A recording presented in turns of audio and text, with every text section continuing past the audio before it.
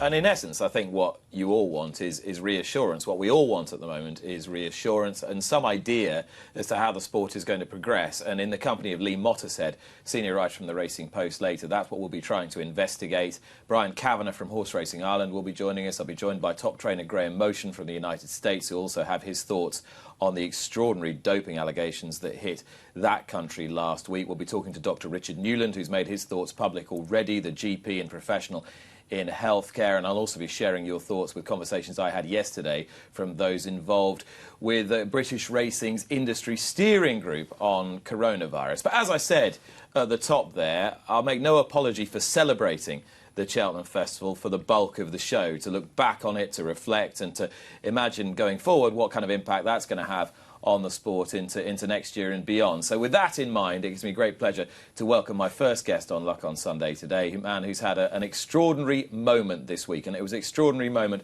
for so many reasons. He went from riding just 8 winners in a season to suddenly routinely riding 100 in a season. He's done that 3 times. He's on 96 this year, but he's now a Queen Mother Champion Chase winner as well. He is, of course, Harry Skelton. Harry, good morning. Good morning, Nick. And it must feel good to be Harry Skelton right now, right here. Yeah, brilliant.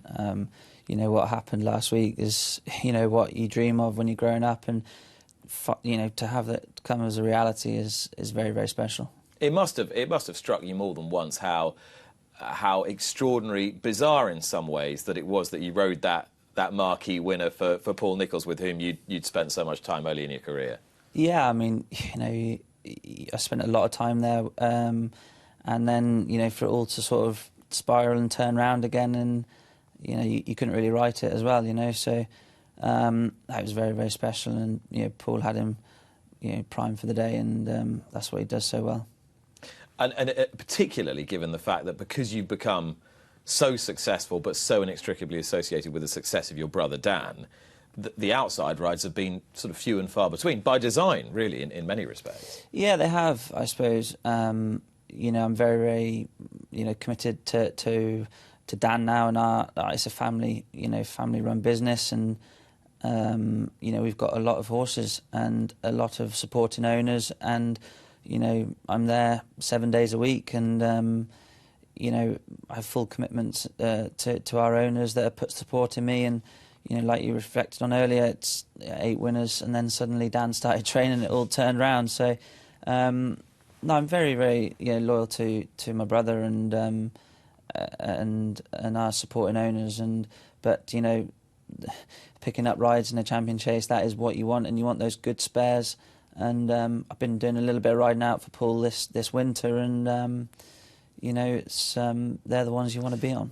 You say you've been doing a bit of riding out for Paul this winter. Was that with a good ride or two in mind, or was it just because you wanted to get out and do something different and see another yard occasionally? I suppose it came back from last year down at Wincanton and the Kingwell Hurdle, and I think it was on the Wednesday, and Paul had spoke to Dan and said, "Where's Harry going on Saturday?" And you know, we didn't have many runners, and he said, "Oh, can you come down to Wincanton and ride a few?" So, you know, jumped at the chance. I was down there on the Saturday morning before Wincanton, went off to Wincanton for 3 or 4 rides, a few for Paul, and it was Grand Sancy in the Kingwell. He went and won, and then that was that. And then Paul said, you know, keep coming down a little bit, come and ride out, and that's what I've done since. You know, it's, you know, the firepower at Ditchit is amazing, and, you know, those are the horses you want to be on, and I suppose it all came from there, really. And so it's come to a glorious conclusion. How surprised were you when you got the call up for Politologue? Yeah, I was, you know, a little bit surprised, but you know, Harry Cobden, obviously he couldn't ride 2 in the race, and it was, I think it was the Wednesday before, John Hales rang me up, who has some horses with us as well, and said, "Harry, you're riding Politologue in the Champion Chase, you better go down and sit on him." So I spoke to Paul, went down and had a sit on him, and yeah, that was that. And it didn't seem that there was ever a moment in the race where the horse wasn't fresh and comfortable and enjoying himself. He just looked as if he was in a perfect rhythm throughout. How could you sort of tell what sort of form he was in the minute you got on him? Yeah, well, when I got on him, he's always a little bit hot beforehand, and he wears the hood. And Paul, back in the Tingle Creek, for some reason, didn't show up. But he said he just didn't perform. He said to John that he's going to keep him fresh for this. And when I got on him, he was on his toes. But he hadn't got hot. He hadn't boiled over, and he was just ready for the job. And got down to start. He went down very calmly, and he was ready to go. As soon as the tape went back, he's jumped out of the gate well, and it went very, very well from there. His foot perfect the whole way around, and his two ears were flickering the whole way, and that just said to me that he wasn't doing too much in front. I knew there was plenty left, and obviously he'd won over 2 mile 5 at the highest level, and from the top of the hill, just wanted to stretch the others a bit, maybe draw it out of them, and that's exactly what he did. You see here, he was very, very brave from the back of the last. You need a tough horse at Cheltenham, and that's exactly what he is. And because Altior didn't run, because Chacun Pour Soi didn't run, because Defi de Soy was massively disappointing, it is a race that's fallen apart to a certain extent, but you're quite well placed to tell us whether you thought that was a genuine Grade 1 performance, just from your perspective. I think, he was second in the race last year, and on that performance, it would have taken a good one to beat him. Obviously, Defi maybe mightn't have run up to what he should have, but we saw in Paisley Park, they're not machines. It all fell right for Politologue, didn't it? And unfortunate that Altior couldn't be there, but on that performance, you'd have to have said that they'd have had to have been right on their A game to beat him. Do you think that you could go out there with relatively little pressure? Yeah, I suppose the pressure comes with the job, and it's how you handle it. And there's pressure with everything, but I suppose he was a little bit maybe as what he wasn't favourite, and he was it looked like it was Defi's race. But I suppose if you're going in there red hot favourite, there's slightly that bit of more pressure and expectation. But I think you put pressure on yourself, you can do as well as you can. So take me back to the time when you only rode a handful of winners in a season. I mistakenly on TV said it was 7 the other day, but it was 8. Very important distinction. It was 8 winners in a season, not 7 winners a season. Did you not think of just saying, well, I've tried my best, it's not really worked, I'm done now? Yeah, I suppose it come at Paul's. I was there a long time, and so was Dan, and things just dried up for me there. And so were you there from when you were very, very young? Yeah, I started out at Richard Hannon's. I wanted to ride on the flat, and then just got a little bit too big, and then I moved to Paul's because Dan was there. Dan actually started there through John Hales, and he got a couple of weeks down there work experience, and then he never left. So that made sense for me to go there. I had great time as a conditional, and the year after I did had a good season as well, and then things just dried up, and probably you wish you had the experience that you have now back then, but that doesn't happen without time. And Paul always said it's going to be time, and that's what it was. And then suddenly you've gone from riding 30 winners as a conditional down to 8, and you think, God, this is a long old road. This is going to be hard. And it was tough. I was driving around the country, riding out for many trainers, and I was getting support, but the winners were few and far between. And you do it because you love it, and you just keep going. And luckily for me, I got a leg up with Dan, come out and started training at the right time, and then since then it's we haven't looked back. What conversations did you and he have together when he was going to embark on his training career? Because he was going to fill with horses quite quickly. Yeah, he was. I suppose people thought, well, he's going to start with 50, but we didn't. We started with 12. I was working full time with Dan's secretary, Ella Mann, and the two of us pretty much mucked them all out, and Dan would dig in as well, and then it all just snowballed from there. We had a few winners, and then suddenly we were 20, 30, and then you never thought you'd get that many horses that quickly. But Dan's done a fantastic job. He's very, very positive, and that you can see that in his training. Was it always a sort of unspoken understanding, or even a spoken understanding between you that he'd train him, you'd ride him? Simple as that. Yeah, well, obviously, the leg up we'd had from Dad. You know, it's without him we wouldn't have been able to start, and we're very, very lucky that we've got that. And Dad, I suppose Dad said, "You're training them, he's riding them. That's the way it is." And no, it's brilliant when it's family. It means an awful lot.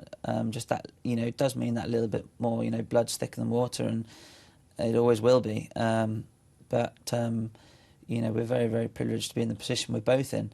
But we've got to work hard and make sure it works. And it doesn't matter what leg up you've given in life. I think you can still go and mess it up. You know, you've got to make sure it happens. You've got to make sure it works. Absolutely, indeed. I'd suggest that most families would find it quite hard to execute something that sounds so simple, because there's always extraneous factors getting in the way. In horse racing's case, a whole load of owners who've got a whole load of opinions. Yeah, they have, and they're paying the bills, and they're definitely, they're obviously entitled to their opinions. But Dan showed a lot of a lot of loyalty in me and a lot of belief in me, and I never really looked at that side of things when I started riding for him. Maybe self-belief was probably something that we both haven't lacked, maybe coming through Dad, being so positive and always going forwards. And I knew the horses were fit and schooled, and I knew that they were good enough. And you go out there and you do as best you can. And they started winning, the owners started to believe more, and look at the belief they have in me now is fantastic, and I'm very, very grateful for them. The nice thing was when Dan was here, and he was brilliant in that seat a few weeks ago, and he said now the owners are complaining if they can't get you, and you've got to go to another meeting, which is the ultimate vindication, really, isn't it, of the partnership? Yeah, it is. Apart from the sensible ones who say they'd rather have Bridget, obviously. Well, that's it. But I'm in a very, very lucky position. I feel privileged to be in it, but like I said, you got to make sure things are happening. You got to get up in the morning and don't mess it up. And like you said, now Bridget's riding pretty much everything that I don't, and it's taken that bit of time for her to have that that trust in the owners, that are trusting her, and it all works well. So keep it in the family. And as far as the yard's aspirations are concerned, because you all work together and you all work as a team, and you sit there at the moment behind Paul and Nicky Henderson, or Nicky Henderson and Paul in the Trainers' Championship. For you, is that a big driver getting to the top of there, or not so much? Look, massively. We'd be lying if we said that Dan didn't want to be champion trainer. I'd be lying if I said I didn't want to be champion jockey. That's what you want to be, and I think there's nothing to be ashamed of saying that. We're all the time things are getting better. We're getting better horses, but it takes time.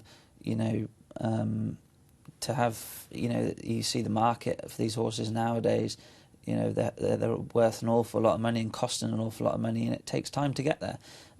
Our youngsters coming through, I think, are getting better and better each year, and we're just trying to produce them to hopefully one day you get a star, and that's what you're dreaming of. You're dreaming of having Gold Cup horses, champion hurdlers, King Georges, but you look at the short space of time Dan's been training, and how far he's come since he started, and you want it now. That's the difficult thing, but it takes a bit of time.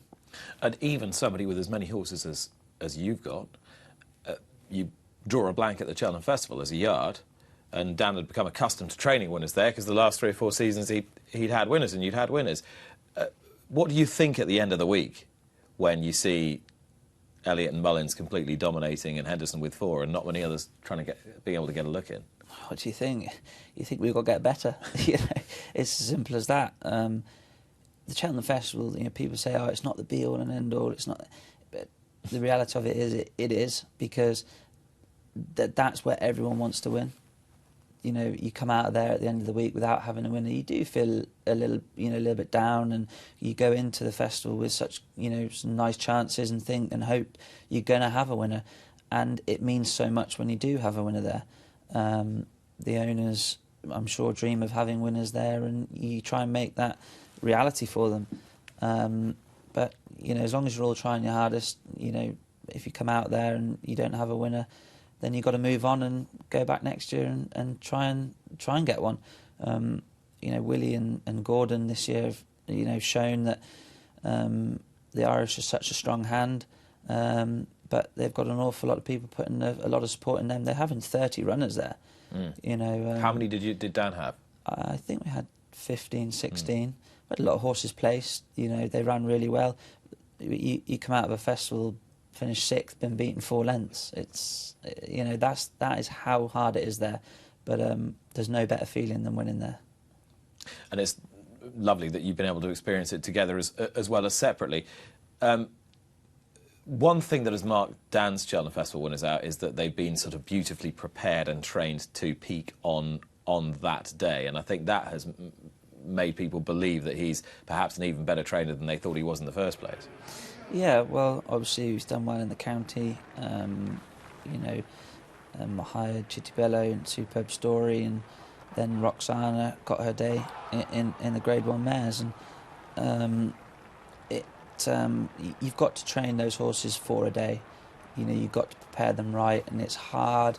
It's such a long season, you know, from October, you know, in the winter seasons, from October all the way through to end of April, when you're training horses hard to make them last. And, you know, the festival obviously comes in March, so you've got to train those for a specific day, and I must say he's done a fantastic job to get those horses to peak at the right time. So really, you're an example of total immersion in the sport. Really, your father's a top-class horseman, Olympian, legend. I use that word advisedly. He really is. Your brother, you work with every day. You live with another jockey. You're married to another jockey. How do you find release from the intensity of it, or do you just enjoy the intensity of it? Well, if Bridget was sat here now, she'd say I definitely love it. We do. We don't do a lot else. It sounds a bit boring, but that's, you know, that's just what we know. It's horses, and I've been brought up through horses from day one.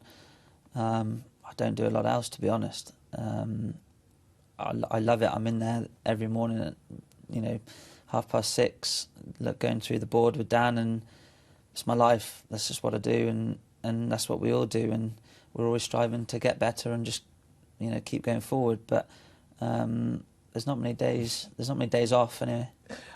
I mean, it's obviously Bridget's life as well, and she's grown up in a really well-known pointer-pointing, hunter-chasing family, and has become an incredibly successful jockey, likewise her siblings. But the way you said that makes me think that, does she have a slightly kind of broader perspective on life, isn't quite so tunnel-visioned, or is she just as tunnel-visioned as you?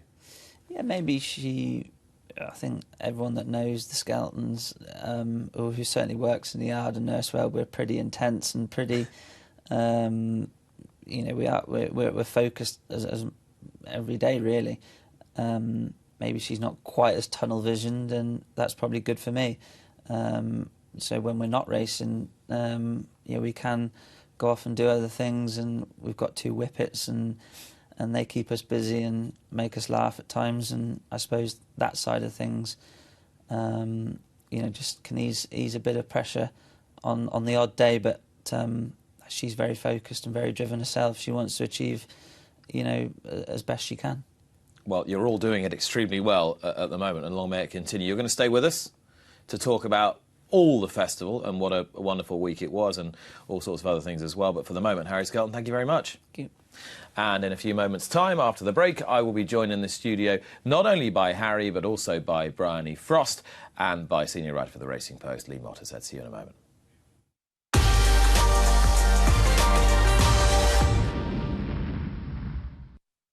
Luck on Sunday, proudly sponsored by Al Basti Equiworld Dubai.